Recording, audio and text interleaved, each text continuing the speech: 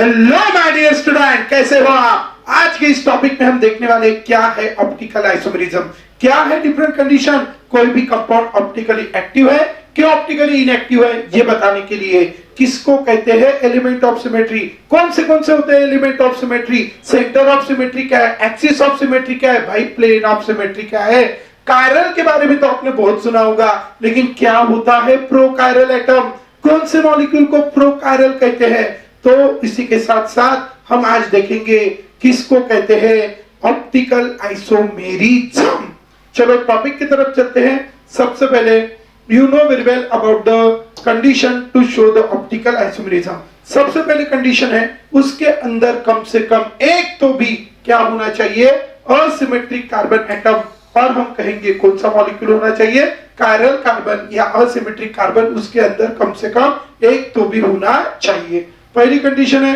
दूसरी कंडीशन है कि what is this asymmetric carbon, किसको कहते हैं असिमेट्रिक कार्बन, ऐसा कार्बन, कैसा, ऐसा जो कितने को लगा है, चार डिफरेंट ग्रुप या एटम को लगा है, ऐसे कार्बन को हम कहते हैं असिमेट्रिक कार्बन। गौर से देखिए बच्चों कि इस कार्बन को कितने ग्रुप को लगा है, ये चार, एक है OH, एक है Br, एक है Cl और एक है H, as it is attached to four different group or atom, so we say it is the which carbon, asymmetric carbon। तो पहली बात होगी बच्चों कि उसके अंदर कम से कम एक तो भी क्या होना चाहिए, असिमेट्रिक कार्बन। चलो हो गया, ये पहली कंडीशन है।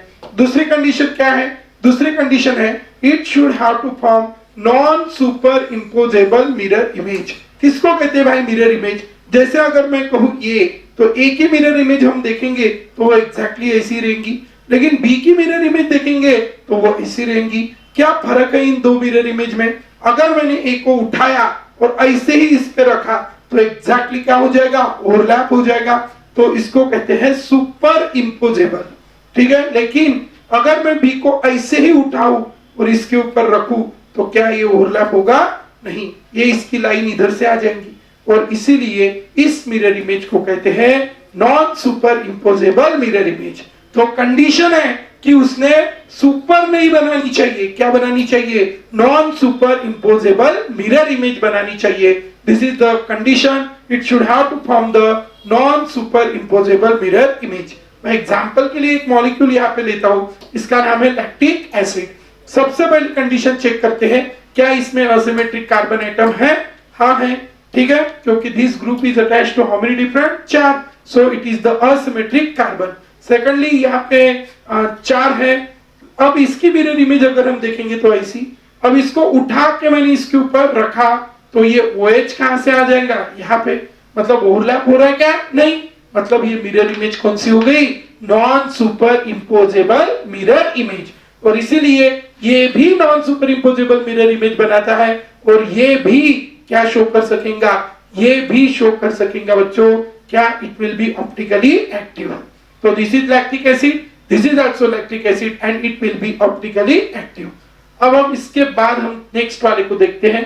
अब ये है fourth, it should not have any element of symmetry. उसके पास क्या नहीं होना चाहिए, एनी एलिमेंट ऑफ सिमेट्री। दो कंडीशन समझ गई, पहला तो असिमेट्रिक कार्बन एटम चाहिए, दूसरा it should it should have to form non superimposable mirror image. अब तीसरी और इंपॉर्टेंट कंडीशन है it should not have any element of symmetry. क्या होते हैं भाई एलिमेंट ऑफ सिमेट्री, एक्चुअली तीन एलिमेंट ऑफ सिमेट्रीज यहाँ पे होते हैं। सबसे पहला है प्लेन ऑफ सिमेट्री, क्या ये प्लेन ऑफ सिमेट्री। अब किसको कहते हैं बच्चों, प्लेन ऑफ सिमेट्री, ठीक है। प्लेन तो पता है, एरोप्लेन की बात नहीं कर रहे, प्लेन पता है ना आपको, XY प्लेन। जैसे ये पेज को अगर मैं कंसीडर करूं तो क्या हो गया, ये एक पर्टिकुलर प्लेन में है, तो इसीलिए ये प्लेन हो गया। अब ये मॉलिक्यूल है, यहाँ पे आप देख सकते हो, ये H है, OH है, COH है, H है, OH है, COH। इसमें से मैंने ये पेज को ऐसे डाला तो ये इसको दो इक्वल पार्ट में डिवाइड कर पाएगा। Plane means it is X axis and it is Y, तो ये हो गया कौन सा प्लेन, XY प्लेन। और इसमें से अगर इसको डाला तो ये इसको दो इक्वल पार्ट में डिवाइड कर देगा। तो ऐसे मॉलिक्यूल को कहा जाता है कि इस मॉलिक्यूल को क्या है, प्लेन ऑफ सिमेट्री है। यहाँ इस मॉलिक्यूल को प्लेन ऑफ सिमेट्री है। तो ध्यान में रखेंगे what is the plane of symmetry, it is the imaginary plane which passes through the molecule and divide the molecule in two equal parts, उसको हम कहते हैं plane of symmetry। तो क्लियर है बच्चों, किसको कहेंगे हम plane of symmetry? It is the imaginary plane which passes through the molecule and divide the molecule into two equal half, that is called a plane of symmetry। हम उसको क्या कहते हैं बच्चों? plane of symmetry कहते हैं। तो इस तरह इसको plane of symmetry भी है। पहला क्या है? फर्स्ट इज द व्हाट, पहली जो एलिमेंट ऑफ सिमेट्री है वो क्या है? Plane of symmetry. कैसे पहचानेंगे प्लेन ऑफ सिमेट्री है कि नहीं? ऐसा जो भी मॉलिक्यूल है, जैसे कोई भी मॉलिक्यूल कंसीडर करो, अभी ये मैंने कंसीडर किया है, यहाँ पे कोई भी मॉलिक्यूल अगर हम कंसीडर करेंगे, COOH है, यहाँ पे लगा है Br और यहाँ पे लगा है H, यहाँ पे लगा है Cl, यहाँ पे लगा है H और यहाँ पे लगा है COH। बताओ इसको प्लेन ऑफ सिमेट्री है कि नहीं है? नहीं है। क्यों नहीं है? क्योंकि भाई इधर से प्लेन डाला, इधर Cl है, इधर तो Br है, क्या वो दो इक्वल पार्ट में डिवाइड हो गया? नहीं। So it does not have plane of symmetry, इसको प्लेन ऑफ सिमेट्री नहीं है। ठीक है, तो इसको कोई भी प्लेन ऑफ सिमेट्री नहीं है। क्यों नहीं है प्लेन ऑफ सिमेट्री? समझ गए आप? तो हम अभी आगे चलते हैं। तो this is about the plane of symmetry. Now after having this plane of symmetry, अब हम थोड़ा आगे चलते हैं। ठीक है, नेक्स्ट जो है हमारे पास वो है सेंटर ऑफ सिमेट्री। किसको कहते हैं? Centre of symmetry. तो यहाँ पे आप देख सकते हो, ये मॉलिक्यूल मैंने यहाँ पे ड्रॉ किया है, गौर से देखिए इस मॉलिक्यूल को। अब इस मॉलिक्यूल में मैं एक ऐसा पॉइंट यहाँ पे कंसीडर करता हूँ जिस पॉइंट से आप कोई भी लाइन ड्रॉ करो, जो लाइन आप ड्रॉ करेंगे वो लाइन सेम ग्रुप या सेम एटम से जानी चाहिए। अगर वो लाइन सेम ग्रुप या सेम एटम से जाती है तो हम उसको कहेंगे कि उसको सेंटर ऑफ सिमेट्री है। जैसे मैंने ये लाइन ड्रॉ की, कैसे जा रही है? Cl और Cl। ये लाइन ड्रॉ की, कैसे जा रही है? H और H। तो हम कहेंगे इसको क्या है? सेंटर ऑफ सिमेट्री है। सेकंड में यहाँ पे दूसरा एग्जांपल ले रख सकता हूँ। ये एक एग्जांपल लिया, ड्रॉ करते भाई, ये पॉइंट मैंने कंसीडर किया, कैसे जा रहा? NH। सेम है, ये पॉइंट यहाँ से ड्रॉ किया, कैसे जा रहा? C double bond O। ये लाइन ऐसे ड्रॉ किया, कहां से जा रहा है? कार्बन। ये यहां से ऐसे कहां से जा रहा है? हाइड्रोजन। ये यहां से कहां से जा रहा है? CH3। तो ये एक ऐसा पॉइंट है जिसमें से आप कोई भी लाइन ड्रॉ करो वो सेम ग्रुप में से जा रही है, तो हम उस मॉलिक्यूल को कहा जा सकता है कि उस मॉलिक्यूल को सेंटर ऑफ सिमेट्री है। तो ऐसा मॉलिक्यूल जिसमें असिमेट्रिक कार्बन होने के बावजूद भी अगर उसमें सेंटर ऑफ सिमेट्री है या प्लेन ऑफ सिमेट्री है, तो वो ऑप्टिकली कैसा रहेगा? इनएक्टिव रहेगा, वो ऑप्टिकल आइसोमेरिज्म शो नहीं कर सकेगा। गौर से देखिए आप इस कार्बन को, क्या इस कार्बन को लगे हुए चार डिफरेंट ग्रुप नहीं है? H है, CH3 है, NH है, C डबल बॉन्ड है, लेकिन इसको क्या होने से? सेंटर ऑफ सिमेट्री होने से ये दो इक्वल पार्ट में डिवाइड, सॉरी क्या बोल सकते हैं आप? ये ऑप्टिकल आइसोमेरिज्म शो नहीं कर सकेगा because of presence of this center of symmetry. So इसलिए what is center of symmetry? It is the imaginary point in the molecule such that any line drawn through this can passes through the same atom or group. Then we say it has the center of symmetry. अब center of symmetry के बाद हम next चलेंगे, that is the axis of symmetry. अब हम देखेंगे किसको कहते हैं axis of symmetry. Axis of symmetry किसको कहेंगे? अब ये एक मॉलिक्यूल मैंने कंसीडर किया, समझो इस मॉलिक्यूल में से मैं ऐसी लाइन ड्रॉ कर, सॉरी ऐसे एक्सिस मैंने पास किया। अब इस एक्सिस के अलावा ये भी फ्लोरीन है, ये भी फ्लोरीन है, ये भी फ्लोरीन है। सिर्फ समझने के लिए मैं कंसीडर कर रहा हूँ, it is fluorine 1, fluorine 2 and fluorine 3।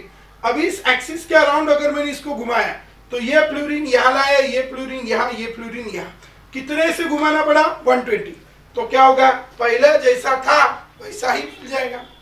तो अगर वो मॉलिक्यूल अगर एक पर्टिकुलर एंगल से घुमाने के बाद ओरिजिनल मॉलिक्यूल फिर से डबल मिलता है तो हम कहेंगे उसको एक्सिस ऑफ सिमेट्री है। तो उसमें असिमेट्रिक कार्बन होने के बावजूद भी वो मॉलिक्यूल क्या नहीं शो करेगा? ऑप्टिकल आइसोमेरिज्म शो नहीं करेगा। और इसीलिए आप देख सकते हो, और इसको कौन सा एक्सिस ऑफ सिमेट्री है वो भी बताना पड़ता है। जैसे आप यहाँ पे देखेंगे 120 से घुमाया तो 360/120 इज इक्वल टू 3, और इसीलिए इसको कहा जाता है C3 एक्सिस। अगर 90 से घुमाया रहता, दूसरा कोई मॉलिक्यूल 90 से घुमाया रहता तो कितना आ गया? 4 C4। 180 से अगर घुमाया तो 360/180 तो कौन हो गया, it is the C2 axis of symmetry. तो इस तरह अलग अलग क्या होते हैं, axis of symmetry. Now after having this, कितने एंगल से रोटेट करेंगे, 360/2, मतलब ये n है, n से रिप्रेजेंट करते हैं Cn, तो Cn जो भी होगा उतने से हम घुमाएंगे। 2 है तो कितने से घुमाएंगे, 180 डिग्री। 3 है तो कितने से घुमाएंगे, 120 है ना। 4 है तो कितने से घुमाएंगे, 90। तो ये हो गया बच्चों एक्सिस ऑफ सिमेट्री। इनमें से कोई भी एक भी एलिमेंट ऑफ सिमेट्री अगर उस कंपाउंड में है तो हम कहेंगे कि वो कंपाउंड कैसा है, ऑप्टिकली इनएक्टिव। तो एलिमेंट ऑफ सिमेट्री नहीं होना चाहिए। एग्जांपल लेते हैं, आप देख सकते हो ये कार्बन है, इधर CH3 हाइड्रोजन है और यहाँ पे CH3 CH2 है। इसका नाम है 2-क्लोरोब्यूटेन। और आप गौर से देखेंगे इस कार्बन को, this carbon is attached to 4 different group और atom, and so it is the asymmetric carbon. And इसकी मिरर इमेज अगर हम देखेंगे तो ये है इसकी मिरर इमेज। उठाओ, इसके ऊपर रखो, Cl किसके ऊपर आएगा, H। तो सुपर है कि नॉन सुपर है, non super, so it can form the non superimposable mirror image, and as it can form the non superimposable mirror image, so we can say it is optically active.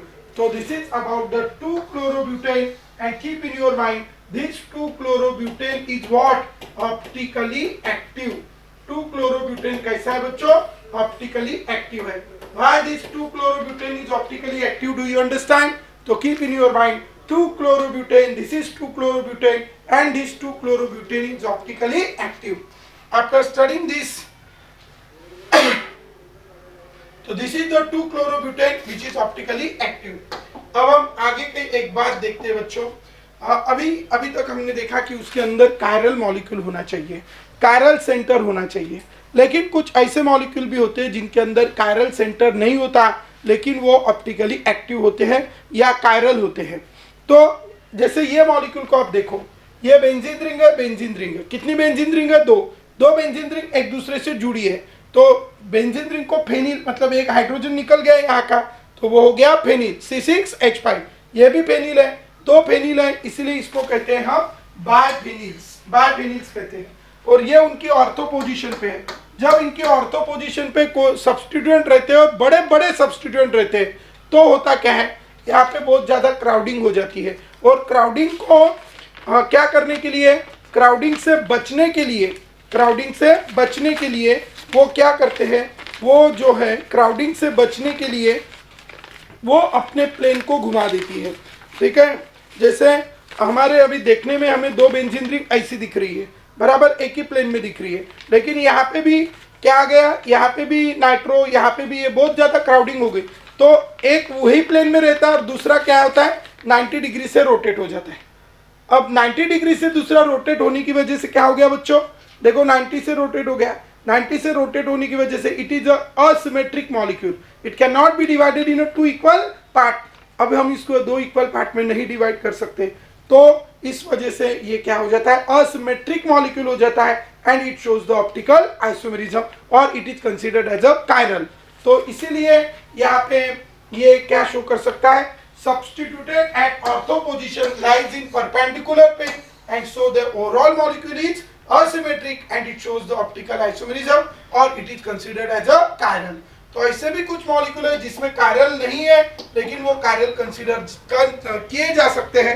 अब हम last वाला topic यहाँ पे देख सकते हैं, प्रोकायरल। किसको कहते हैं, प्रोकायरल। कायरल तो बहुत सुन लिया यार, प्रोकायरल क्या है।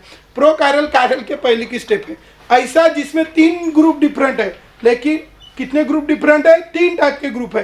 अगर एक आधा एटम निकाल के दूसरा नया एटम लगा के अगर वो कायरल हो सकता है तो हम उसको कहते हैं प्रोकायरल। तो देखो यहाँ पे क्या है, यहाँ पे ये कार्बन को देखो, एक COH है, CH3 डिफरेंट है लेकिन 2 हाइड्रोजन सेम है।